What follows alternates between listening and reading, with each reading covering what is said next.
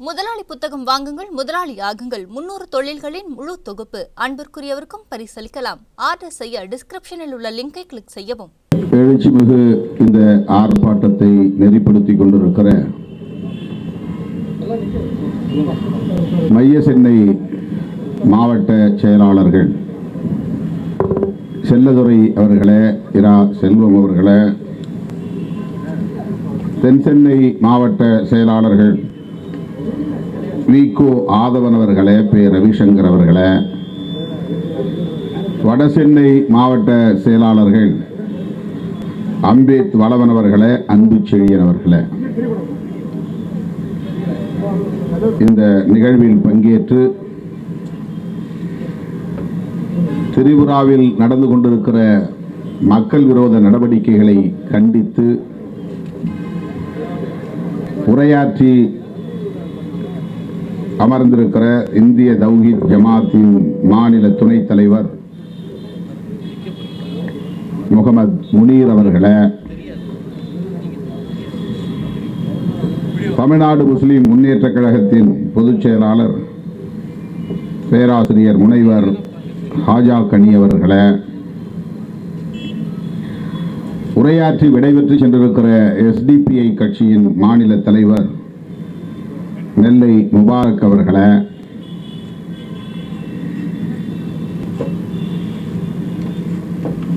நமது கட்சியின் துணை பொதுச் செயலாளரும் திருப்போரூர் தொகுதி சட்டமன்ற உறுப்பினருமான தம்பி எஸ் பாலாஜி அவர்களே, இந்நிகழ்வில் உரையாற்றி அமர்ந்திருக்கிற கட்சியின் துணை பொதுச் செயலாளர் தம்பி வன்னியரசு அவர்களே,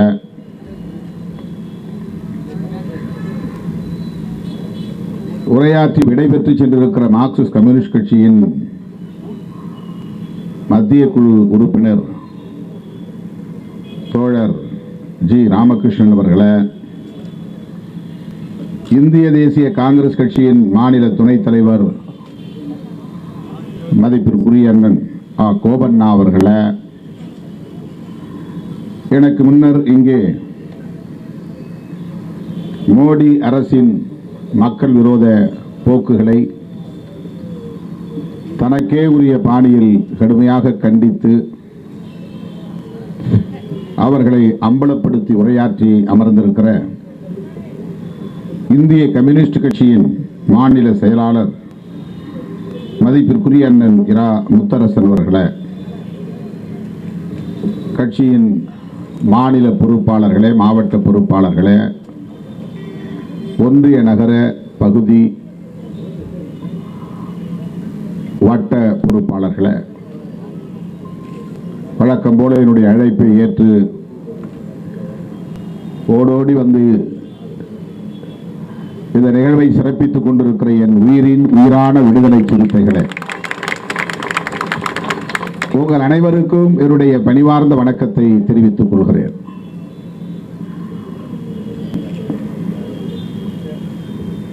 கடந்த வாரம் இந்த ஆர்ப்பாட்டத்தை நடத்துவதாக நாம் அறிவித்திருந்தோம். கடுமையான மழை வெள்ளம், அதனால் சென்னை மாநகரம் பெரும் பாதிப்புக்குள்ளாகி இருந்த ஒரு சூழல்.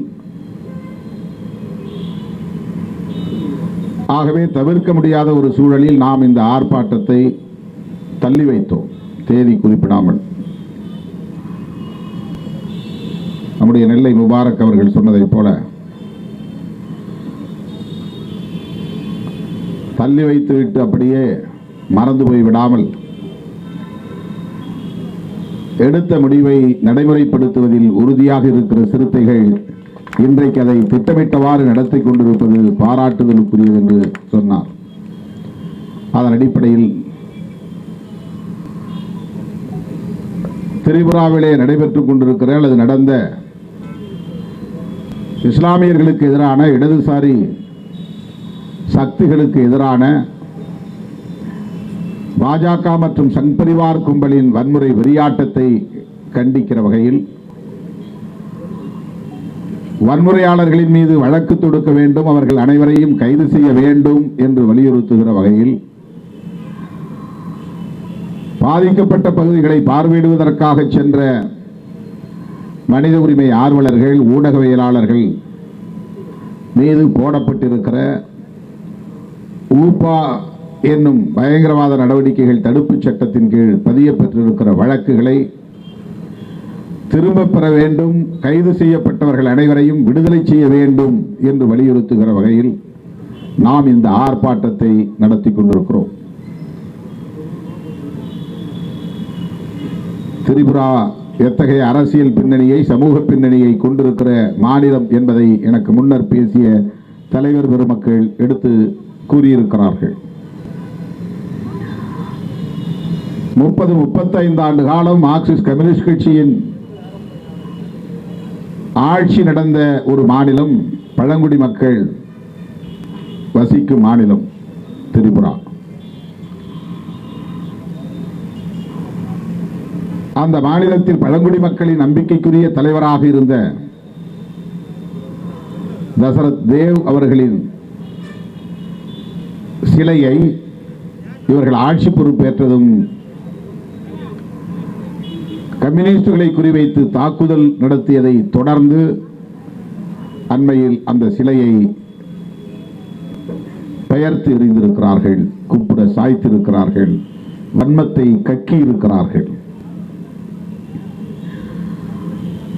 நான் அடிக்கடி மேடையிலே சொல்லுவதுண்டு, சங் பரிவார்களின் எதிரிகளின் வரிசையில், பகைவர்களின் வரிசையில் காங்கிரஸ் மட்டுமில்லை,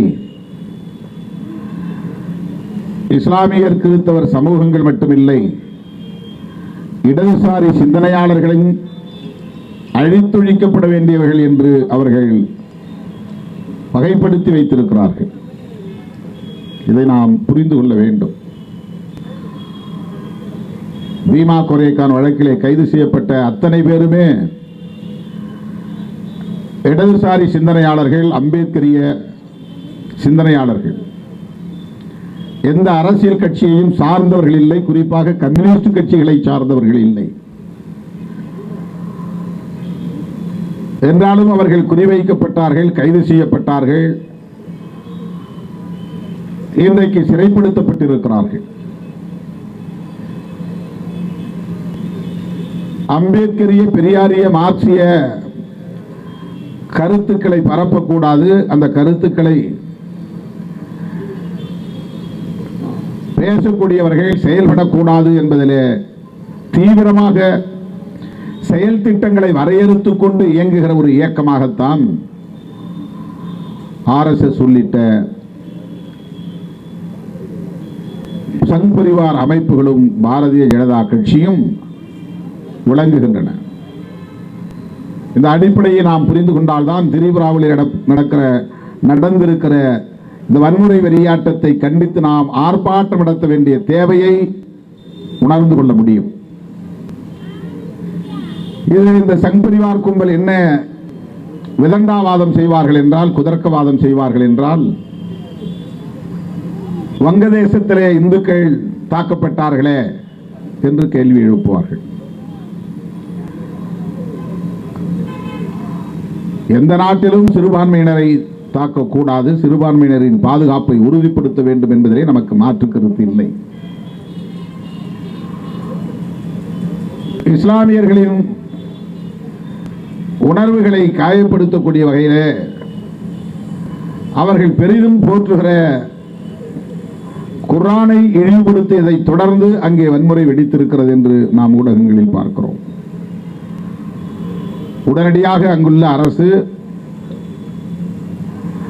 இஸ்லாமிய அரசு மிக வேகமாக களமிறங்கி வன்முறையாளர்களை கைது செய்தது, வன்முறையை கட்டுக்குள் கொண்டு வந்தது. அங்குள்ள சிறுபான்மை சமூகமாக இருக்கிற இந்துக்களின் பாதுகாப்பை உறுதி செய்தது என்பதை யாரும் மறுத்துவிட முடியாது, மறைத்துவிட முடியாது. அதை கண்டிக்கிறோம் என்கிற பெயரில் திரிபுராவிலே விஸ்வ இந்து பரிஷத் என்கிற அமைப்பு, தமிழ்நாட்டிலும் கூட அந்த பெயரை நீங்கள் கேள்விப்பட்டிருப்பீர்கள். விஸ்வம் என்றால் உலகம், இந்து பரிஷத் உலக இந்து பேரவை தமிழில். அகில உலக இந்து பேரவை. அந்த இயக்கம் சங் பரிவார்களும் ஒரு இயக்கம். நான் அடிக்கடி மேடையில் சொல்லியிருக்கிறேன், சங் பரிவார் என்றால் ஆர்எஸ்எஸ் குடும்ப அமைப்புகள். சங் என்பது ஆர்எஸ்எஸ்ஐ குறிக்கும், பரிவார் என்பது குடும்பம் என்று பொருள், குடும்பத்தை குறிக்கும். சங் பரிவார் என்பது ஆர்எஸ்எஸ் குடும்ப அமைப்புகள். விஸ்வ இந்து பரிஷத் அதிலே ஒரு அமைப்பு.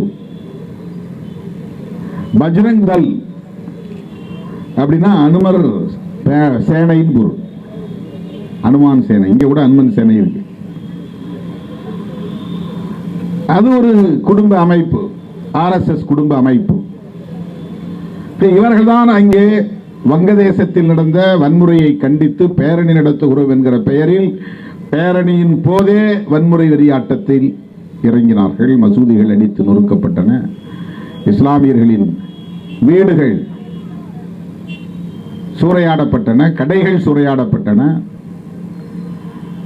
உங்களுக்கு தெரியும் அவர்கள் எப்படி வன்முறைகளை கட்டவிழ்த்து விடுவார்கள் என்று.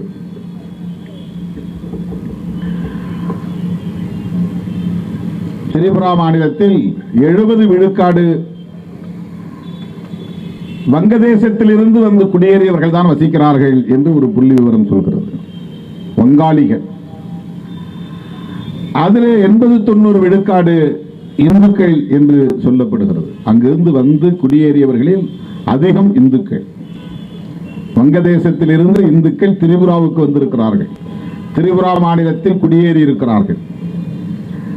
வங்காளிகள் வந்திருக்கிறார்கள், அதில் இந்துக்கள் அல்லாதவர்களும் உண்டு.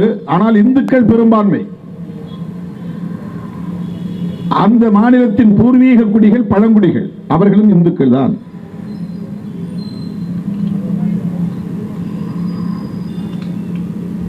பழங்குடி மக்களின் நலன்களில் அக்கறை செலுத்தக்கூடிய ஒரு அமைப்பு, பழங்குடி மக்களின் மீட்சிக்காக போராடக்கூடிய அமைப்பு என்கிற முறையில் கம்யூனிஸ்ட் கட்சி அங்கே வேர் கொண்டது, வலுகொண்டது, ஆட்சியை கைப்பற்றியது. நிருபன் சக்கரவர்த்தி 10 ஆண்டு காலம் முதலமைச்சராக இருந்தார். அவர் பதவியை விட்டு வெளியேறும் போது எப்படி அவர் வெளியேறினார் என்பதையெல்லாம் அண்ணன் முத்தரசன் போன்றவர்கள் இங்கே விளக்கமாக எடுத்து சொன்னார்கள்.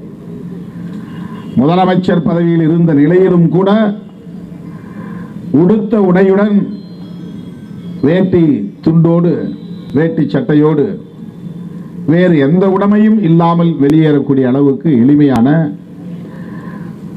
ஊழலுக்கு இடம் கொடுக்காத நேர்மையான ஆளுமைகள். நிருபன் சக்கரவர்த்தியை உலகமே இன்றைக்கு கொண்டாடியது. எப்படி நாம் பெருந்தலைவர் காமராஜர் அவர்களை பற்றி பேசுகிறோமோ, எப்படி அவருக்கு உற்று துணையாக இருந்த கக்கனார் அவர்களை பற்றி பேசுகிறோமோ, அந்த 1-2 பெயரை தவிர தமிழ்நாட்டில் வேறு யாரையும் சொல்ல முடியாது என்கிற அளவுக்கு அதிகாரத்தில் இருந்தவர்கள். அதிகாரத்தில் இல்லாமல் கம்யூனிஸ்ட் கட்சி தலைவர்களும் இன்னும் பிற கட்சிகளை சார்ந்த தலைவர்களும் எளிமையாக இருக்கிறார்கள் என்பது வேறு. அதிகாரத்தில் இருந்தும் முதலமைச்சர் பெருந்தலைவர் காமராஜர், உள்துறை அமைச்சர் தூயவர் கக்கனார். ஆனால் அவர்கள் பதவியிலிருந்து வெளியேறும் போது வெறுங்கையோடு வெளியேறினார்கள், களங்கமில்லாமல் வெளியேறினார்கள், மாசுபடாமல் வெளியேறினார்கள், மாசு மறுவற்ற மாமனிதர்களாக வெளியேறினார்கள். அப்படித்தான் திரிபுராவிலே நிருபன் சக்கரவர்த்தி, அவர்தான். அப்படி என்றால் அவருக்கு அடுத்து வந்தவர் தேவ், தசரத் தேவ். 5 ஆண்டுகள் பழங்குடி சமூகத்தை சார்ந்த ஒரு போராளி, அந்த மண்ணின் மைந்தர், பூர்வீக குடி. அவரை தொடர்ந்து மாணிக் சர்க்கார், அவர் 20 ஆண்டுகள். எந்த அளவுக்கு அந்த பொது உடைமை இயக்கத்தின் மீது பழங்குடி மக்களின் நம்பிக்கை மேலோங்கி இருந்தது என்பதற்கு இது ஒரு சான்று. அந்த மாநிலத்தை திட்டமிட்டு இந்துக்களா இஸ்லாமியர்களா என்று அரசியலை மடைமாற்றம் செய்து மதவெறி அரசியலின் மூலம் இன்றைக்கு அங்கே அவர்கள் ஆட்சி பொறுப்பேற்ற நாளில் இருந்து வன்முறை வன்முறை வன்முறை என்கிற ஒரு நிலை ஏற்பட்டிருக்கிறது. பிஜேபியை புரிந்து கொள்வதற்கு இதைவிட வேறு ஒரு சாம்பிள் எதுவும் தேவையில்லை. பிஜேபி சங் பரிவார் கும்பல் அதிகாரத்திற்கு வந்தால் என்ன செய்வார்கள், அதிகாரத்திற்கு வருவதற்கு என்ன செய்வார்கள்? இன்றைக்கு மேற்கு வங்கத்தின் நிலைமையும் அதுதான். ஜோதிபாஸ் அவர்கள் ஆட்சி பொறுப்பில் இருந்து வெளியேறிய பிறகு அந்த மாநிலத்தின் நிலை மதம் சார்ந்த ஒரு அரசியலை நோக்கி நகர்ந்து விட்டது. கம்யூனிஸ்டுகள் ஆட்சியில் இருந்த வரையில் கருத்தியல் சார்ந்த விவாதங்கள் தான் அங்கே நடக்கும். கருத்தியல் சார்ந்த இரு அணிகள் தான் அங்கே மோதக்கூடிய நிலை.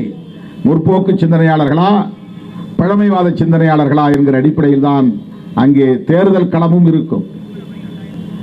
பாட்டாளி வர்க்கமா முதலாளித்துவ வர்க்கமா என்கிற அடிப்படையில் தான் தேர்தல் களமே போட்டியை சந்திக்கும். ஆனால் இன்றைக்கு மம்தா பானர்ஜி அவர்களுக்கும் பாரதிய ஜனதா கட்சிக்கும் இடையிலான அரசியல் என்பது மதவழி அடிப்படையிலான அரசியலாக மடைமாற்றம் செய்யப்பட்டிருக்கிறது.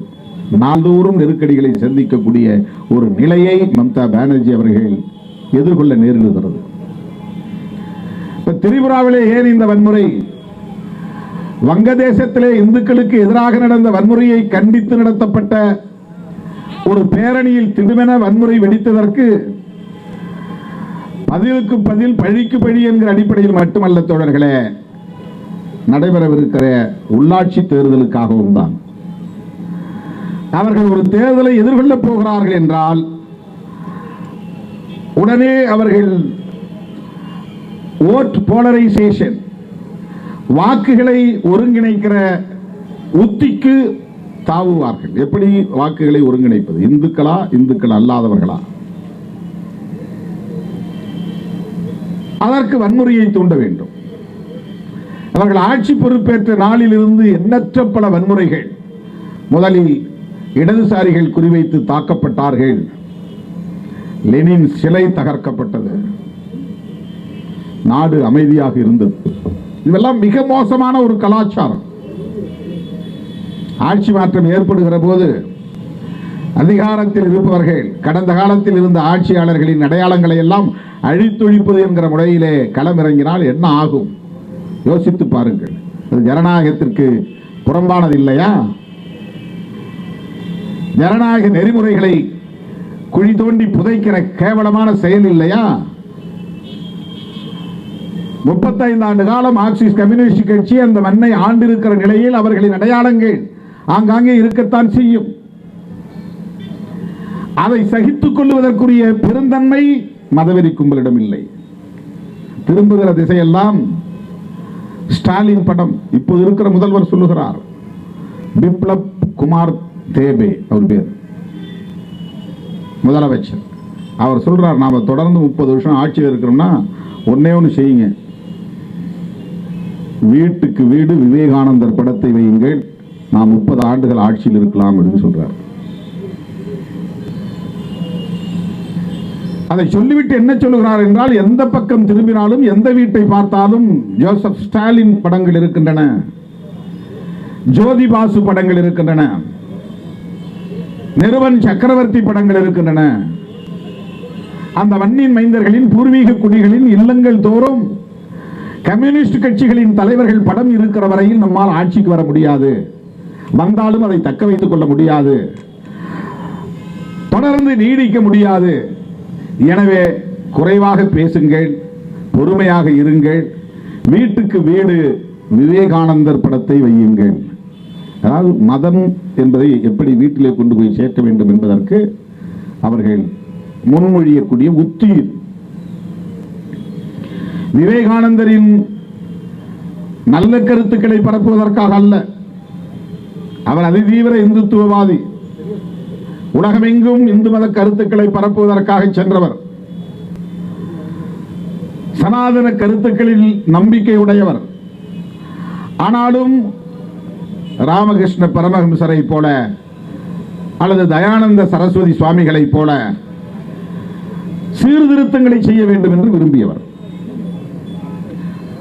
இந்து மதத்தை காப்பாற்ற வேண்டும், இந்த சமூக ஒழுங்கு சீர்குலைந்து விடக்கூடாது, அதே நேரத்தில் இந்துக்களை ஒருங்கிணைப்பதற்கு சில சீர்திருத்தங்களை செய்ய வேண்டும்.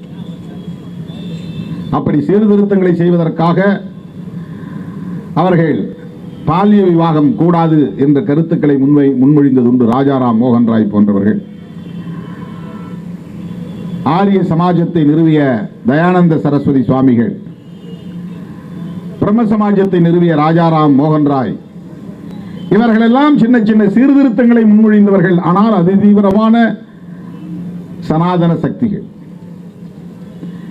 விவேகானந்தரும் அந்த வழி வந்தவர். ராமகிருஷ்ண பரமஹம்சரின் சீடர் என்று தன்னை அறிவித்துக் கொண்டவர். உலகமெங்கும் அந்த கருத்துக்களை பரப்பியவர். அவருடைய படங்களை வீட்டுக்கு வீடு வையுங்கள், திரிபுராவில் பிஜேபியின் ஆட்சி 30 ஆண்டுகளுக்கு மேல் நீடிக்கும்.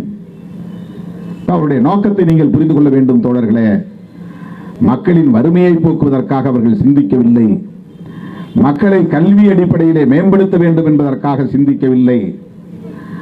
மக்களிடத்திலே முற்போக்கான ஒரு கருத்துகளை பரப்ப வேண்டும் என்கிற எண்ணம் அவர்களுக்கு கிடையாது. மக்கள் நல்லிணக்கத்தோடு மதம் சாதி என்கிற பிளவுகள் இல்லாமல், மோதல்கள் இல்லாமல் ஒற்றுமையாக வாழ வேண்டும் என்பதல்ல அவர்களின் நோக்கம். மக்களிடையே இருக்கிற சாதி உணர்வையும் மத உணர்வையும் தங்களுக்கான அரசியல் ஆதாயத்திற்கு எப்படி பயன்படுத்திக் கொள்வது என்பதுதான் சாதியவாதிகளின் நோக்கமும் மதவாதிகளின் நோக்கமும்.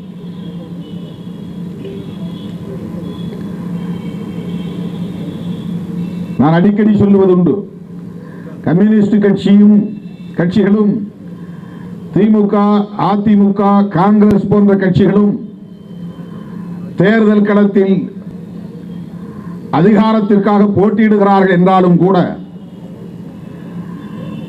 அவர்களோடு பாரதிய ஜனதா கட்சியை தேர்தலில் அதிகாரத்திற்காக போட்டியிடக்கூடிய கட்சி என்று அந்த கட்சிகளோடு பொருத்தி ஒப்பிட்டு பார்த்துவிட முடியாது. அது வெறும் தேர்தலுக்காக, அதிகாரத்திற்காக மட்டுமே காங்கிரஸை போட்டியாக கருதவில்லை, இடதுசாரிகளை போட்டியாக கருதவில்லை, அம்பேத்கர் இயக்கங்களை பகையாக கருதவில்லை. அவர்கள் வெறும் தேர்தலுக்காக மட்டுமல்ல, தேர்தல் அவர்களுடைய நோக்கமாக இருந்தாலும், அரசியல் அதிகாரம் அவர்களுடைய இலக்காக இருந்தாலும், அவர்களின் இறுதி இலக்கு என்பது வேறு. அகண்ட பாரதம் அமைக்க வேண்டும், இந்து ராஷ்டிரம் என்று இந்த தேசத்திற்கு பெயர் சூட்ட வேண்டும், சமூக நீதி என்கிற கோட்பாட்டை அழித்தொழிக்க வேண்டும். அதற்கு தடையாக இருக்கிற, தடைக்கல்லாக இருக்கிற புரட்சியாளர் அம்பேத்கர் வகுத்தளித்த அரசியலமைப்பு சட்டத்தை தூக்கி எறிய வேண்டும். இதை யாரும் வெளிப்படையாக அவர்கள் மேடைகளில் பிஜேபி தலைவர்கள் பேச மாட்டார்கள். சங் பரிவார் அமைப்புகளை சார்ந்தவர்கள் அதை பற்றி கொஞ்சமும் கூச்சப்பட மாட்டார்கள், வெளிப்படையாகவே பேசுவார்கள். எங்கள் கனவு இதுதான் என்பார்கள். ஒன்றை புரிந்து கொள்ள வேண்டும், சங் பரிவார் அமைப்புகளின் அரசியல் அணிதான் பிஜேபி. சங் பரிவார் அமைப்புகளின் அல்லது RSS அமைப்பின் செயல் திட்டம் தான் பிஜேபியின் செயல் திட்டம். இந்த பார்வையோடு நீங்கள் பிஜேபியை பார்த்தால்தான், ஏன் நாம் பிஜேபியை விமர்சிக்கிறோம் அல்லது பிஜேபியின் நடவடிக்கைகளை கண்டிக்கிறோம், ஏன் அச்சப்படுகிறோம், ஏன் நாம் பதறுகிறோம் என்பதை புரிந்து கொள்ள முடியும். பாரதிய ஜனதா கட்சியின் கொள்கை கோட்பாடுகள் அல்லது செயல் திட்டங்கள் யாவும் பாரதிய ஜனதா கட்சியின் தலைவர்களால் முடிவு செய்யப்படுவதில்லை, RSS இயக்கத்தின் தலைவர்களால் முடிவு செய்யப்படுகிறது.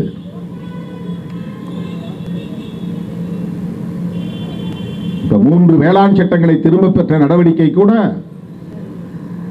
மோடியே தனிப்பட்ட முறையில் இந்த முடிவை எடுத்திருப்பார் அல்லது பிஜேபி தலைவர்கள் சேர்ந்து இந்த முடிவை எடுத்திருப்பார்கள் என்று நாம் உறுதியாக சொல்ல முடியாது. பின்னணியிலே சங் பரிவார்களின் திட்டம் இருக்கும், வழிகாட்டுதல் இருக்கும். ஒரு 100 ஆண்டு கால செயல் திட்டத்தை கையில் வைத்துக் கொண்டு இயங்குகிற இயக்கம் தான் சங் பரிவார் அமைப்புகள், RSS இயக்கம், அதன் துணை அமைப்புகள். அவர்களுக்கு பிராந்தியவாதம் கூடாது, ரீஜனலிசம். அவர்களுக்கு மாநில கட்சிகள் கூடாது, மொழி இன உரிமைகள் பேசக்கூடாது. மொழி வழி தேசிய அரசியல் கூடாது. இந்த அரசியல் எல்லாம் மத வழியில் மக்களை ஒருங்கிணைப்பதற்கு தடைக்கற்களாக இருக்கின்றன. ஒருவன் தன்னை தமிழனாக உணர்ந்தால் அவன் இந்துவாக உணர்வதிலே சிக்கல் ஏற்படும். ஒருவன் தன்னை தென்னிந்திய மாநிலத்தை சார்ந்தவன் என்று உணர்ந்தால் அவனுக்கு இந்துவாக எண்ணுவதிலே முனைப்பு ஏற்படாது. ஒருவன் தன்னை பெரியாரியவாதியாகவோ அம்பேத்கரியவாதியாகவோ உணர்ந்தால் அவன் எந்த காலத்திலும் மத அடிப்படையில் சாதி அடிப்படையில் அடையாளங்களை தேட மாட்டான். அந்த அடையாளங்களை பிடித்து தொங்க மாட்டான். அதனால் அவன் இந்து என்கிற உணர்வை பெறமாட்டான்.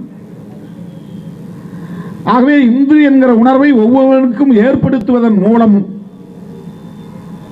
ஆட்சி அதிகாரத்தை கைப்பற்ற முடியும். பெரும்பான்மைவாதம் அடிப்படையில் ஆட்சி அதிகாரத்தை கைப்பற்றி தொடர்ந்து ஆட்சியை தக்க வைப்பதன் மூலம் இந்த அரசியலமைப்பு சட்டத்தை உதறி எறிந்துவிட முடியும், தூக்கி எறிந்துவிட முடியும் என்பதுதான் அவர்களின் கனவு திட்டம்.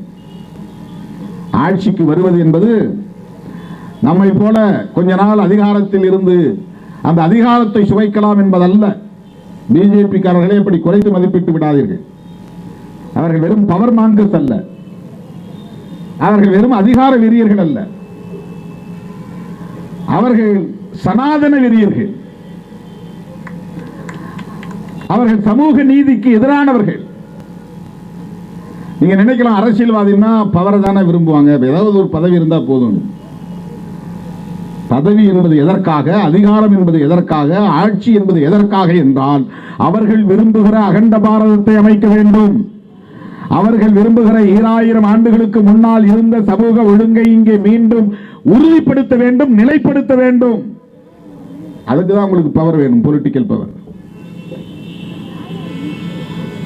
ஆட்சி அதிகாரத்தை கைப்பற்ற வேண்டும், ஆட்சி அதிகாரத்தை தக்க வைக்க வேண்டும், ஆட்சி அதிகாரத்தை பயன்படுத்தி தங்கள் கனவு திட்டங்களை நிறைவேற்ற வேண்டுமானால் இங்கே இந்து என்கிற உணர்வு தூண்டப்பட வேண்டும், அது வலுப்பெற வேண்டும், அது மென்மேலும் நிலை பெற வேண்டும். அதுக்கு அவன் கையாளக்கூடிய ஸ்ட்ராட்டஜி தான் முஸ்லிம் வெறுப்பு, கிறிஸ்தவ வெறுப்பு. ஏன்னா உண்மையான அரசியலை சொல்லி மக்களை அணிதிரட்டும் போது உணர்ச்சி வயப்பட மாட்டான். சாதி உணர்ச்சியும் மத உணர்ச்சியும் அவனுக்கு இயல்பிலேயே குருதி ஓட்டத்தில் இருக்கிற காரணத்தினால் அதை அறுவடை செய்து கொள்ள விரும்புகிறான். அந்த உணர்வை பயன்படுத்திக் கொள்ள விரும்புகிறான். மக்களிடத்தில் இயல்பாக இருக்கிற சமூக கட்டமைப்பில் மேலோங்கி இருக்கக்கூடிய அன்றாட வாழ்வில் அவன் எதிர்கொண்டு வருகிற சாதிய மத உணர்ச்சிகளை, அந்த உணர்வுகளை தங்களின் அரசியல் நோக்கங்களுக்கு பயன்படுத்திக் கொள்வது என்கிற ஒரு தொலைநோக்கு திட்டம் சங் பரிவார்களுக்கு இருக்கிறது.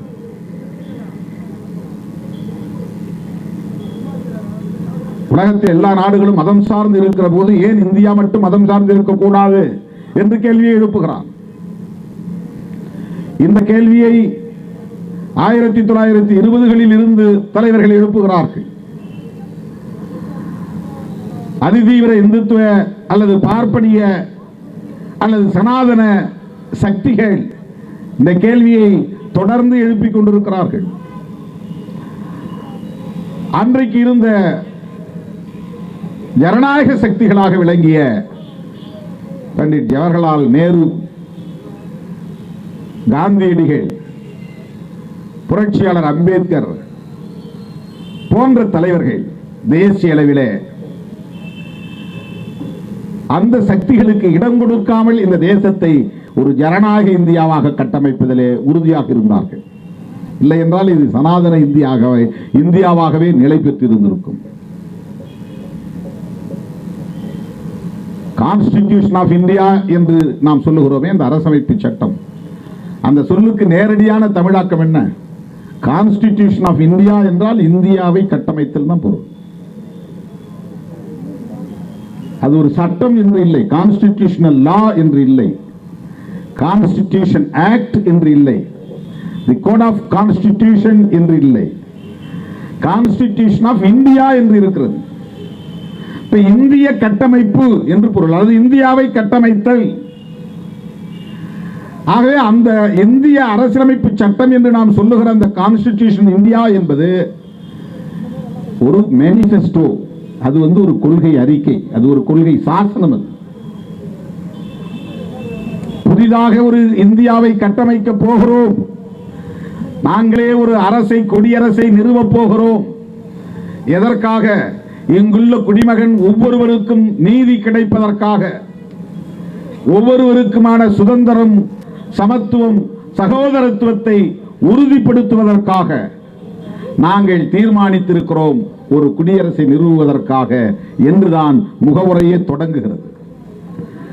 நம்ம எல்லாம் மனிதர்களாய் தலைநிமிர வைத்த நம்முடைய மகத்தான தலைவர் புரட்சியாளர் அம்பேத்கர் அவர்கள் அரசியலமைப்பு சட்டத்தின் முகவுரையை எழுதுகிற போது இந்த புதிய இந்திய தேசத்திற்கான ஒரு கொள்கை அறிக்கையாக அதை எழுதுகிறார்.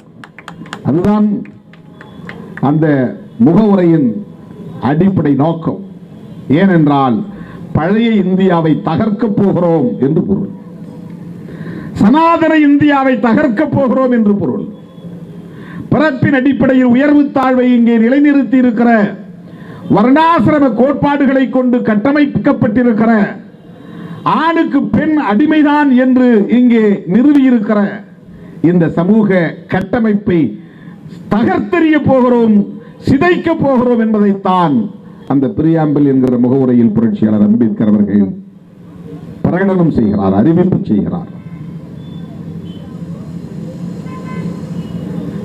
பண்டிட் ஜவஹர்லால் நேரு போன்ற தலைவர்களின் தலைமையில் அன்றைக்கு ஆட்சி நிர்வாகம் இயங்கிக் கொண்டிருந்த காலத்தில் இவையெல்லாம் விரிவாக விவாதிக்கப்பட்டன. அப்படி விவாதிக்கப்பட்ட நிலையில்தான் இந்த தேசத்தை, இந்த நாட்டை ஒரு மதம் சார்ந்த நாடு என்று அறிவிக்க அவர்கள் முன்வரவில்லை. அதிலே இன்னும் ஒருபடி மேலே போய் மிசா காலத்தில் அதிலேயும் ஒரு திருத்தத்தை கொண்டு வந்து மறைந்த இந்திரா காந்தி அம்மையார் அவர்கள் அதிலே செக்யூலர் என்ற வார்த்தையையும் இணைத்தார். இந்த நாடு மதம் சார்ந்து பிளவுபட்டுவிடக் கூடாது என்று தடுப்பதற்காக முயற்சித்த தலைவர்களும் என்ன கருத்து முரண்பாடுகள் இருந்தாலும் காந்தியடிகள் முதன்மையானவர் என்பதை மறந்துவிடக் கூடாது. இந்துக்களும் இஸ்லாமியர்களும் மோதிக்கொண்டு ஒருவருக்கொருவர் பலியாகி கொண்டிருந்த நேரத்தில் இஸ்லாமியர்கள் பாதுகாக்கப்பட வேண்டியவர்கள் என்று குரல் கொடுத்ததற்காகவே காந்தியடிகள் சுட்டுக் கொல்லப்பட்டார் என்பதை மறந்துவிடக் கூடாது. இஸ்லாமிய சமூகம் என்றென்றைக்கும் காந்தியடிகளுக்கு நன்றி கடன் பட்டிருக்கிறது என்பதை நான் சுட்டிக்காட்ட கடமைப்பட்டிருக்கிறேன். காந்தியடிகளின் உயிரை பறித்ததற்கு அதுதான் காரணம். அவர் அதிதீவிரமான இந்துத்துவ சிந்தனையாளர், சனாதன கருத்தியலாளர். புரட்சியாளர் அம்பேத்கர் அவர்களுக்கும் காந்தியடிகளுக்கும் அதிலே கடுமையான முரண்பாடு உண்டு, மோதல் உண்டு. ஹரே ராம் ஹரே ராம் என்று மூச்சுக்கு முன்னொரு முறை ராமன் பெயரை உச்சரிக்கக்கூடிய ராம பக்தர், கிராமராஜ்யம் என்கிற பெயரில் ஒரு ராமராஜ்யத்தை நிறுவ வேண்டும் என்று விரும்பியவர். இத்தகைய கருத்து மாறுபாடுகள் நமக்கு இருந்தாலும் கூட இந்த மண்ணை மத அடிப்படையில் பிரிப்பதற்கு, இதையும் ஒரு மதம் சார்ந்த நாடாக அறிவிப்பதற்கு உடன்படாமல் இருந்தவர் காந்தியடிகள். இது வரலாறு, இது யாரும் மறுத்துவிட முடியாது. இது வரலாற்று உண்மை. ஆகவே இவர்களின் போராட்டம் என்பது ஆதி காலத்திலிருந்தே, இந்த நாடு விடுதலை பெறுவதற்கு முன்பிருந்தே தொடர்ந்து நடைபெற்றுக் கொண்டிருக்கிறது. கோல்வாக்கர், அவரை தொடர்ந்து அவருக்கு பின்னால் வந்த அத்தனை பேரும் இதைத்தான் இன்றைக்கு பரப்பிக்கொண்டே இருக்கிறார்கள். ஒவ்வொரு நாளும் இந்த நாள் வரையில் இந்த பணிகளை செய்து கொண்டே இருக்கிறார்கள். நாம் மேடை போட்டு அரசியல் பேசுகிறோம், அவர்கள் வீடு வீடாக சென்று சனாதன கருத்துக்களை பரப்பிக் கொண்டிருக்கிறார்கள். ஆகவே அவர்கள் வெறும் வாக்கு வங்கிக்காக மக்களை திரட்டவில்லை. இப்போ நம்ம வாக்கு வங்கிக்காக எலெக்ஷன்ல கேம்பெயின் பண்றோம், நாங்கள் இதை செய்கிறோம், இதை செய்ய போறோம், அதை செய்வோம், அது வாக்குறுதிகளை தந்து விவசாயிகளுக்காக இதை செய்ய போகிறோம், தொழிலாளர்களுக்காக இதை செய்ய போகிறோம், மீனவர்களுக்காக இதை செய்ய போகிறோம், உங்களுடைய கோரிக்கைகள் இவை இவை அவற்றை எல்லாம் நாங்கள் கட்டாயம் நடைமுறைப்படுத்துவோம். கல்வியை மேம்படுத்துவோம், வேலை வாய்ப்பை உருவாக்குவோம். இதெல்லாம் தேர்தலுக்கான வாக்குறுதிகள், வாக்கு வங்கியை திரட்டுவதற்கான ஒரு முயற்சி. இது சராசரி அரசியல் கட்சிகளின் அணுகுமுறைகள். ஆனால் பாஜகவினுடைய அணுகுமுறை அவன் தேர்தலுக்கான பிரச்சாரங்களை மட்டுமல்ல, இந்த தேசத்தை மீண்டும் 2000 ஆண்டுகளுக்கு பின்னால் இழுத்துச் செல்லுகிற நச்சு கருத்துக்களை பரப்புகிற ஒரு கேம்பெயின். அதை 24 மணி நேரம் செய்து கொண்டிருக்கிறார்கள். தேர்தல் நேரத்தில் மட்டுமல்ல, நம்மை போன்றவர்கள் தேர்தல் நேரத்தில் மட்டும் பேசுவோம். அவர்கள் அடுத்த தேர்தல் வரும் வரையில் காத்திருக்காமல் ஒரு தேர்தல் முடிந்ததும் அடுத்த நாளில் இருந்தே அடுத்த தேர்தலுக்கான கருத்து பரப்பு நடவடிக்கைகளில் இறங்குகிறார்கள். அந்த கருத்து ஆபத்தானது, அவர்களின் கருத்தியல் ஆபத்தானது. ஆகவே இந்த முஸ்லிம் வெறுப்பு, கிறிஸ்தவ வெறுப்பு என்பது இந்து சமூகத்தின் மீதான பற்றிலிருந்து எழுந்தது என்று கூட சொல்ல முடியாது. இந்து பெரும்பான்மைவாதத்தை பயன்படுத்திக் கொண்டு ஆட்சிக்கு வர வேண்டும் என்பதுதான். ஜிஎஸ்டியால் இந்துக்கள் பாதிக்கப்படவில்லையா? 500 ரூபாய் 1000 ரூபாய் நோட்டுகளால் இந்துக்கள் பாதிக்கப்படவில்லையா? 3 வேளாண் சட்டங்களால் இந்துக்கள் பாதிக்கப்படவில்லையா? அந்த வேளாண் சட்டங்கள் இஸ்லாமியர்களுக்கு மட்டும் பொருந்தும் என்றா எழுதினார்கள்? அந்த வேளாண் சட்டங்கள் கிறிஸ்தவர்களுக்கு மட்டும்தான் என்றா எழுதினார்கள்? வேளாண் சட்டங்களால் விவசாயிகள் பாதிக்கப்படுகிறார்கள் என்றால் விவசாயிகளும் பெரும்பான்மை சமூகமாக இருக்கிற இந்துக்கள் தானே அதிகம், சீக்கியர்கள் மட்டுமா?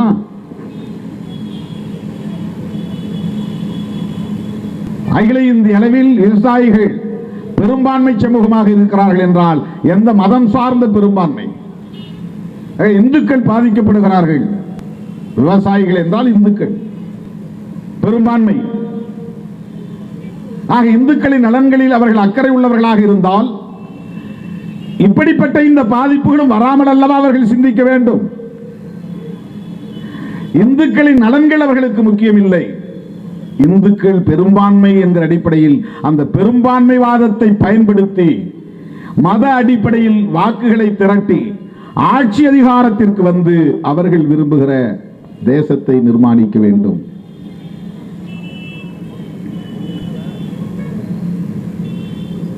இதனால் எளிய மக்கள் பாதிக்கப்படுவார்கள், சிறுபான்மை சமூகங்கள் பாதிக்கப்படும். இந்திய அரசமைப்பு சட்டம் தகர்த்து வருகிற சனாதன கட்டமைப்பு மீண்டும் உறுதிப்படுத்தப்படும். இன்னைக்கு ஆயுதம் இல்லாத ஒரு புரட்சியை புரட்சியாளர் அம்பேத்கர் எழுதிய அரசியலமைப்பு சட்டம் அவர்களே எண்ணி பார்க்க முடியாத அளவுக்கு நிகழ்த்தி கொண்டிருக்கிறது. ஒரு அமைதி புரட்சியை நிகழ்த்தி கொண்டிருக்கிறது. அந்த சட்டம் தான் சமூக நீதியை பேசுகிறது. அந்த சட்டம் தான் சமத்துவத்தை பேசுகிறது. அந்த சட்டம் தான் சகோதரத்துவத்தை பேசுகிறது. சனாதனத்தில் சகோதரத்துவத்திற்கு இடமில்லை, சனாதனத்தில் சமத்துவத்திற்கு இடமில்லை, சனாதனத்தில் பெண்களின் மீட்சிக்கு இடமில்லை. ஆகவேதான் நான் சமூக நீதி பக்கம் நின்று விமர்சிக்கிறோம், ஜனநாயகத்தின் பக்கம் நின்று நாம் பேசுகிறோம். திரிபுராவிலே நடந்த வன்முறை வெறியாட்டம் என்பது இந்த பின்னணியில் இருந்து பார்க்க வேண்டிய தேவை இருக்கிறது என்பதை நான் சொல்ல கடமைப்பட்டிருக்கிறேன். அது தமிழ்நாட்டுக்கும் விரிவுபடுத்தப்பட இருக்கிறது தோழர்களே. அந்த வேலைகள் இங்கே மும்முரமாக நடைபெற்றுக் கொண்டிருக்கின்றன. மெல்ல மெல்ல இங்கே வலிமை மிக்க சக்திகளாக வளர்ந்து வந்தவர்களை எல்லாம் அவர்களின் நச்சு அரசியலால் நீர்த்து போய் கொண்டிருக்கிறார்கள். இன்னைக்கு அண்மையில் ஒரு பேட்டியில் நான் சொன்னேன், ராமதாஸை பற்றி நீங்க என்ன நினைக்கிறீங்க அப்படின்னு கேட்டாங்க. அவர் தொடக்க காலத்தில் தன்னை ஒரு மார்க்சிஸ்டாக, தன்னை ஒரு பெரியாரிஸ்டாக, தன்னை ஒரு அம்பேத்கரிஸ்டாக, பெரியாரியவாதியாக, அம்பேத்கரியவாதியாக, மார்க்சியவாதியாக காட்டிக்கொண்டவர். அப்படியே அதை தொடர்ந்திருந்தால், இந்த சமூக நல்லிணக்கத்தை அவர் பேணி பாதுகாத்திருந்தால், அகில இந்திய அளவில் இந்த சமூக நீதி சமூகங்களை எல்லாம் ஒருங்கிணைக்கிற முயற்சியை மேற்கொண்டிருந்தால் இன்னொரு காஞ்சிராமை போல் அவர் தேசிய அளவில் வளர்ந்திருப்பார். அந்த வாய்ப்பை அவர் இழந்துவிட்டார். ஏனென்றால் பிஜேபி விரித்த வலையில், சங் பரிவார் கும்பல் விரித்த வலையில் சோசியல் என்ஜினியரிங் என்கிற அந்த சதி திட்டத்தை கையில் எடுத்துக்கொண்டு களமிறங்கியதன் விளைவாக இன்றைக்கு அவர் 60 சீட்டுக்குள் நாம் வென்றால் போதும் என்று சுருங்கி கிடக்கிறார் என்று சொன்னேன். அவரை மார்க்சிஸ்ட் தூக்கி இடதுசாரிகள் தூக்கி கொண்டாடினாங்க. நான் எமர்ஜாய் வரும்போது யாரும் என்ன தோல்ல தூக்கல, நான் தடுமாறி கிடந்தேன். 1980 வாக்கில் தேர்தல் அரசியலில் மருத்துவர் ராமதாஸ் அவர்கள் அடியெடுத்து வைத்த போது அவரை தோள்களில் தூக்கி சுமந்தவர்கள் மார்க்சியவாதிகளும் லெனினியவாதிகளும் தான், இடதுசாரிகள் தான். பெரியாரியவாதிகளும் அம்பேத்கரியவாதிகளும் தான். நமக்கு ஒரு மாற்று தலைவர் கிடைத்து விட்டார், திமுக அதிமுக கட்சிகளுக்கு மாற்றாக இவரை உயர்த்தி பிடிப்போம் என்று உயர்த்தி பிடித்தார்கள். அவரும் அப்படி ஒரு தோற்றத்தை கொடுத்தார், நம்பிக்கையை தந்தார். பழனி பாபா போன்றவர்கள் எல்லாம் கூட இருந்தார்கள். ஜான் பாண்டியன், பசுபதி பாண்டியன் போன்றவர்கள் எல்லாம் உடன் இருந்தார்கள். எத்தனையோ அறிவு ஜீவிகள், இடதுசாரி சிந்தனையாளர்கள் எல்லாம் உடன் இருந்தார்கள். இன்றைக்கு நிலை என்ன? எங்கே அவர் கால் தடுமாறியது? சங் பரிவார்கள் விரித்த வலையில் தான் சிக்கினார். சோசியல் இன்ஜினியரிங் என்கிற தவறான அந்த கோட்பாட்டை பிஜேபி லவ் ஜிஹாத் என்கிறது, அதை அப்படியே ஒரு தமிழாக்கி நாடக காதல். பிஜேபி முஸ்லீம் கிறிஸ்தவ வெறுப்பை மத அடிப்படையில் விதைக்கிறது. இவர் அப்படியே அது தலித் வெறுப்பு, திருமா வெறுப்பு என்று மாற்றினார். காப்பி சோசியல் இன்ஜினியரிங் என்கிற அடிப்படையில் காப்பி அடித்ததன் விளைவு. திருமாவளவன் கொடியை பார்த்தால் அதை அறுத்தெறியுங்கள், வண்டியை பார்த்தால் கல்லெறியுங்கள். ஓட்டுக்காக சோசியல் இன்ஜினியரிங் என்கிற அந்த சதி திட்டத்திற்குள்ளே போய் சிக்கிக் கொண்டார். இன்னைக்கு நிறைய பேர் தமிழ்நாட்டுக்குள்ள ஜாம்பவான்களாக வெளியே வந்தவர்கள் எல்லாம் காணாமல் போய்விட்டார்கள். பிஜேபியோட சேர்றவங்க 5 வருஷத்துல 10 வருஷத்துல தனிநபராகி விடுவார்கள், நீர்த்து போய் விடுவார்கள். அதிமுகவை நோக்கி போய் கொண்டிருக்கிறது. ஜெயலலிதா அம்மா இருந்தவர்களும் இந்த அம்மாவோட நமக்கு நிறைய கருத்து முரண்கள் உண்டு, அது வேறு.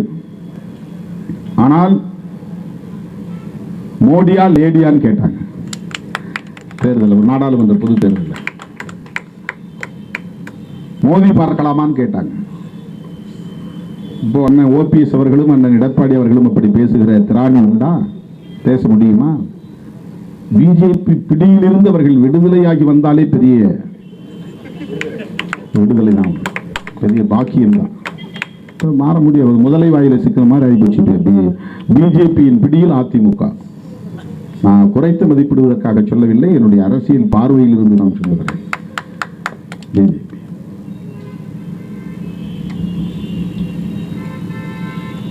அவர்கள் உடன் இருந்து பயணிக்கக்கூடியவர்களை மெல்ல மெல்ல விழுங்கி அவர்களை நிறுத்து போக செய்வதற்கு எத்தனையோ பல சான்றுகளை சொல்ல முடியும். ராம்விலாஸ் பாஸ்வான் அவர்களின் கட்சியை இன்றைக்கு ஒன்றுமில்லாமல் செய்து விட்டார்கள். அவன் தம்பியையும் மகனையும் பிரிச்சுட்டாங்க.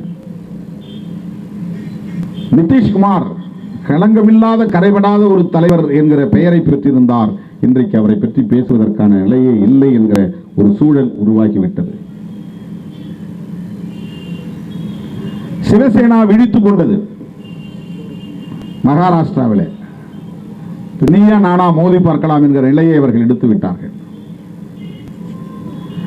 பஞ்சாபில் இருந்த சிரோன்மணி அகாலிதள், இன்னும் சில கட்சிகள் அமைச்சரவையிலே இடம்பெற்றிருந்தார்கள், பிஜேபியோடு சேர்ந்து நின்றார்கள்.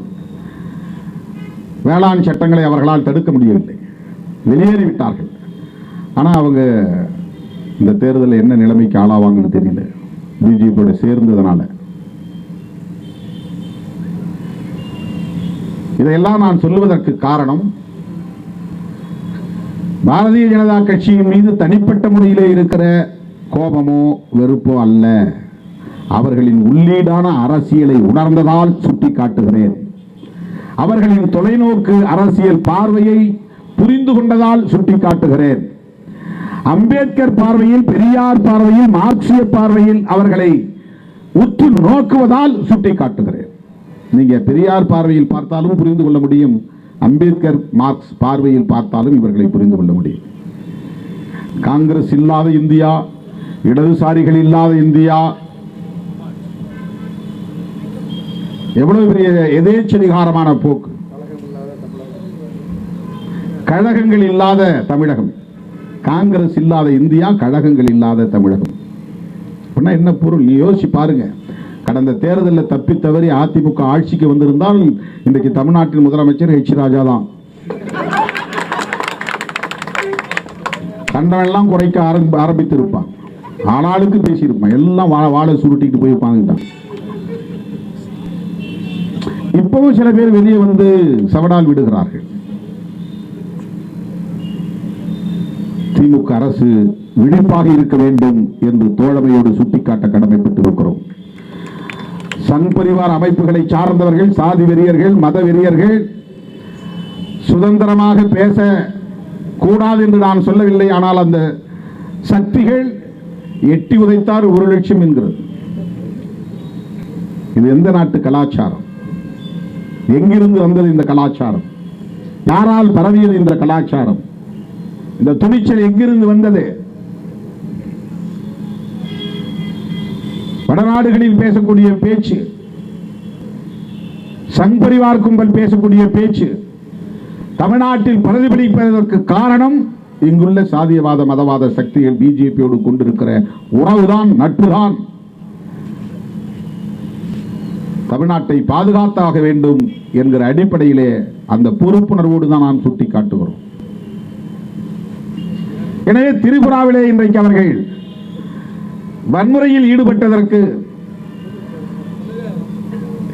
வங்கதேசத்தில் நடந்த இந்துக்கள் மீதான வன்முறையை கண்டிப்பதற்காக என்கிற அடிப்படையில் மட்டுமல்ல, திரிபுராவை எப்போதும் இந்துக்கள் முஸ்லிம்கள் என்கிற அரசியல், இருமுனை அரசியல் அடிப்படையிலே தக்க வைத்துக் கொள்ள வேண்டும் என்பதுதான். அவர்கள் இந்தியாவையே அப்படித்தான் மாற்ற வேண்டும் என்று விரும்புகிறார்கள். இந்துக்களா சிறுபான்மையினரா? எல்லா மாநிலங்களிலும் இது போன்ற அரசியலையே தொடர்ந்து அவர்கள் விதைக்கிறார்கள். இந்த இடத்திலே நாம் இஸ்லாமியர்களுக்காக பேசுகிறோம் அல்லது கிறிஸ்தவர்களுக்காக பேசுகிறோம் என்று புரிந்து கொள்ளக்கூடாது.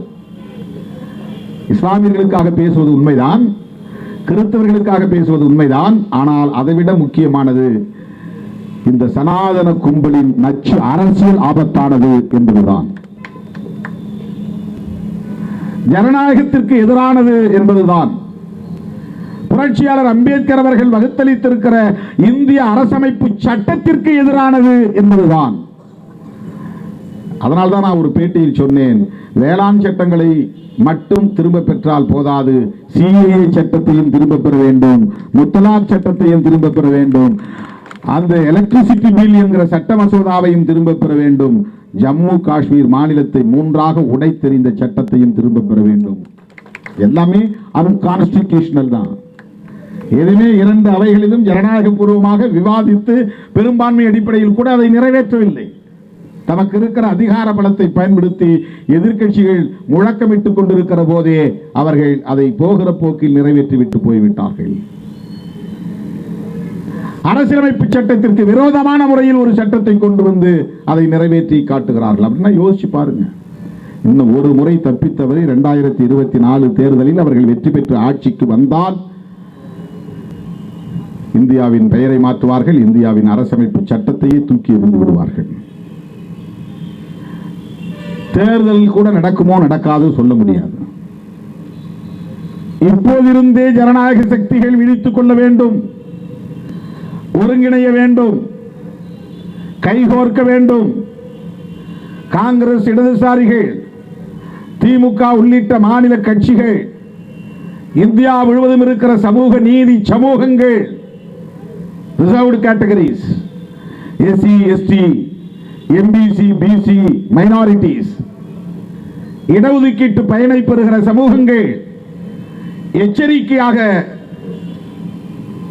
இருக்க வேண்டும், ஒருங்கிணைய வேண்டும். இல்லை என்றால் அதன் பிறகு இந்திய தேசத்தை எந்த சக்தியாலும் காப்பாற்ற முடியாது. இந்த கவலையோடு தான் நாம் இந்த ஆர்ப்பாட்டத்தை இங்கே ஒருங்கிணைத்திருக்கிறோம். இது வெறும் முஸ்லிம் ஆதரவு, கிறிஸ்தவ ஆதரவு என்று மத அடிப்படையிலே சுருக்கி பார்ப்பவர்களுக்கு சொல்ல விரும்புகிறேன். இது சனாதன அரசியலுக்கு எதிரான ஆர்ப்பாட்டம். உன் பார்வையில் இஸ்லாமியர்களுக்கு ஆதரவான ஆர்ப்பாட்டமாக இருக்கலாம், கிறிஸ்தவர்களுக்கு ஆதரவான ஆர்ப்பாட்டமாக இருக்கலாம், அதுவும் உண்மைதான் என்றாலும் அடிப்படையிலே இது சனாதன நச்சு அரசியலுக்கு எதிரான ஆர்ப்பாட்டம் என்பதை நான் சுட்டிக்காட்ட விரும்புகிறேன். பார்வையிட போனவர்கள் மீது வழக்கு, வன்முறையில் ஈடுபட்டவன் மீது வழக்கு இல்லை. சொத்துக்களை சூறையாடியவன் மீது வழக்கு இல்லை. இஸ்லாமியர்களை தாக்கியவன் மீது வழக்கு இல்லை. தீ வைத்து, நெருப்பு வைத்து வெறியாட்டம் போட்டவன் மீது வழக்கு இல்லை. அங்க என்ன நடக்கிறது என்று பார்வையிட சென்ற மனித உரிமை ஆர்வலர்கள் மீதும், அது பற்றி ஊடகங்களில் கருத்துக்களை பதிவு செய்தவர்கள் மீதும் 102 பேர் மீது ஊபா என்கிற UAPA unlawful activities prevention act, இது தடா சட்டத்தை போன்ற கொடிய சட்டம். 1967 வந்த சட்டம், மிக மோசமான ஒரு சட்டம். அந்த சட்டத்தின்படி கைது செய்யப்படுகிறவர்கள் தங்களை தாங்களே நிரபராதிகள் என்று நிரூபிக்கொள்ள வேண்டும். அதாவது கைது செய்கிறவன் குற்றவாளி ப்ரூவ் பண்ண வேண்டியதில்லை. போலீஸ் இவனை கைது செய்து குற்றவாளிவன் அப்படின்னு கைது செய்து இவன் குற்றவாளி தான் ஆதாரம் காட்டி குற்றவாளி நிரூபித்து தண்டனை வாங்கி தர்றது சாதாரண சட்டங்களில் உள்ள நடைமுறை. இந்த சட்டத்தில் ஒருத்தன் கைதாயிட்டா நான் குற்றவாளி இல்லைன்னு நான் தான் ப்ரூவ் பண்ணணும். போலீஸ் வழக்கு போட்டா குற்றவாளி தான், முடிஞ்சு போச்சு. குற்றவாளி இல்லை என்று நானே நிறுவி விடுதலையை பெற்றுக்கொள்ள வேண்டும். அப்படியும் போராடி பல பேர், ஏராளமானவர்கள் விடுதலையாகி வந்திருக்கிறார்கள். என்ன பொய் வழக்கு தானே. மீடியா பர்சன்ஸ் மேலாம் ஊப்பா சட்டம், 2 பெண்கள் ஊடகவியலாளர்கள் கைது. அவர்களை பற்றி அம்பலப்படுத்தினால் ஊப்பா சட்டம் பாயும். பீமா கொரைக்கானல் அதுதான் நடந்தது. பேராசிரியர் கல்புர்கி கொல்லப்பட்டது அதனால்தான், கௌரி லங்கேஷ் கொல்லப்பட்டது அதனால்தான், பன்சாரே கொல்லப்பட்டது அதனால்தான். அவங்களாம் யாரும் எந்த கம்யூனிஸ்ட் கட்சியோ அல்லது வேற கட்சியோ கிடையாது. லெப்ட் ஓரியன்டட் திங்கர்ஸ், கொஞ்சம் ஜனநாயகத்தை பற்றி சிந்திக்கக்கூடியவர்கள், உழைக்கும் மக்களை பற்றி சிந்திக்கக்கூடியவர்கள், மார்க்சியத்தை, பெரியாரியத்தை, அம்பேத்கரியத்தை பிரதிபலிக்கக்கூடியவர்கள். அதுதான் பிரச்சனை. அந்த மாதிரி சிந்திக்காதேங்கிறான், வீடு தேடி வந்து கொல்லுவேங்கிறான். கைகளில் ஆயுதங்களோடு திரிகிறார்கள். இது போன்று பேசக்கூடியவர்கள் எவராக இருந்தாலும் அவர்களை அழித்தொழிப்போம் என்று சங்கல்பம் எடுத்துக் கொண்டு திரிகிறார்கள். அப்படி ஒரு அரசியல் தொடரக்கூடாது என்கிற கவலையில் இருந்துதான் நாம் இந்த கருத்துக்களை முன்மொழிய இந்த ஆர்ப்பாட்டத்தை ஒருங்கிணைத்திருக்கிறோம். சம்ரிதி சகுனியா, ஸ்வர்ணஜா 2 பேர் பத்திரிகை தளத்தில் பணியாற்றக்கூடிய பெண்மணிகள் ஊப்பாவில் கைதாகி இருக்காங்க. அவங்க அங்க என்ன நடந்ததுன்னு கண்டுபிடிச்சு எழுதுறது தான். இதுவரையில் 102 பேர் மேல பாஞ்சிருக்கு. அதில் ட்விட்டர், ஃபேஸ்புக், யூடியூப் சேனலை சேர்ந்தவர்கள் அடங்குகிறார்கள். நீ ட்விட்டர்ல போட்டா கூட கைது செய்வாங்க. 68 ட்விட்டர், 68 பேர் மேல. திரிபுராவிலே என்ன நடக்கிறது? வெளி உலகத்திற்கு தெரியாத வகையிலே அச்சுறுத்துகிறார்கள். சமூக ஊடகங்களில் பரப்பக்கூடாது என்று தடுக்கிறார்கள். சமூக ஊடகங்களில் பதிவு செய்யக்கூடியவர்களை கூட ஊப்பா சட்டத்திலே கைது செய்கிறார்கள். ஜனநாயகத்திற்கு புறம்பான இந்த போக்குகளை வன்மையாக கண்டிக்கிறோம். சிறுபான்மை சமூகங்களின் மீதான இந்த கொடூரமான தாக்குதல்களை விடுதலை சிறுத்தைகள் கட்சி மற்றும் தோழமை கட்சிகளின் சார்பில் வன்மையாக கண்டிக்கிறோம். அந்த வன்முறை வெறியாட்டத்தில் ஈடுபட்ட சனாதன சக்திகள் மீது வழக்குகளை தொடுக்க வேண்டும், அவர்களை கைது செய்ய வேண்டும் என்று வலியுறுத்துகிறோம். ஊப்பா சட்டத்தின் கீழ் கைது செய்யப்பட்டவர்களை விடுதலை செய்ய வேண்டும், அந்த வழக்குகளிலிருந்து அனைவரையும் விடுவிக்க வேண்டும் என்றும் இந்த மாபெரும் ஆர்ப்பாட்டத்தின் ஊடாக வலியுறுத்தி நம்முடைய அழைப்பை ஏற்று வருகிற இந்த தலைவர் பெருமக்கள் அனைவருக்கும் நன்றி கூறி, என் உயிரின் உயிரான விடுதலை சிறுத்தைகளுக்கும் நன்றி கூறி விடைபெறுகிறேன். நன்றி, வணக்கம்.